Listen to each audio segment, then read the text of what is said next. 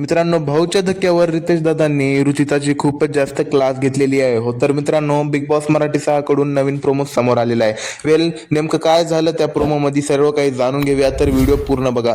मित्रांनो, रितेश दादा आल्याबरोबर म्हणतात की रुचिता, मला आज कळून गेले कुत्र्याची शेपूट वाकडी ते वाकडीत राहते. कारण मी तुम्हाला गेल्या आठवड्यात पण सांगले आणि पहिल्या आठवड्यापासून सांगत आलेलो आहे, घरामध्ये थोडं शिस्त पाळा. आणि गेल्या आठवड्यात तर मी तुम्हाला भाऊच्या धक्क्यावरून बाहेर काढायची पूर्ण धमकी पण दिलती, करून बी दाखवलं, पण तुम्ही ऐकल्या नाही. तुम्ही या आठवड्यात पण खूप जास्त तसले काम केलेले आहेत. उलट तुम्ही जास्त केलेलं आहे आणि फिजिकल फाईटवर सुद्धा उतरून गेलते. मी सगळं बघून घेतलंय.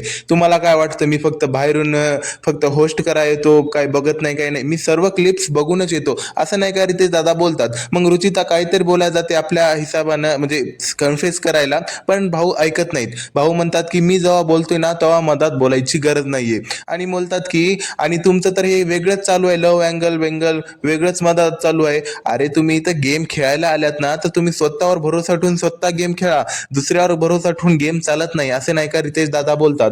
आणि म्हणतात की आता मी तुम्हाला लास्ट बार वॉर्निंग देत आहे आणि मी तर तुम्हाला भाऊच्या धक्क्यावरून काढणारच आहे, कारण तुम्ही असं बार बार करत आहे. पण लास्ट वॉर्निंग आहे, तुम्ही जर आता ऐकला नाहीत तर मी तुम्हाला डायरेक्ट इविक्ट करून टाकील. हे पॉवर आहे माझ्याकडे, असे रितेश दादा बोलतात. मित्रांनो, म्हणजे आजच्या भाऊच्या धक्क्यावर इथं माझ्या हिसाबानं तर बघा रुचिताचीच खूप सगळ्यात जास्त इथं क्लास लागणार आहे. ते पण विशालमुळं पण थोडी थोडी अशी क्लास लागणार आहे आणि विशालची पण खूप जास्त क्लास लागणारच आहे. तुम्हाला काय वाटते याबाबत कमेंटमध्ये तुमचं मत सांगायला विसरू नका. भेटूया पुढच्या व्हिडिओमध्ये पुढच्या अपडेट सोबत. तोपर्यंत बाय बाय आणि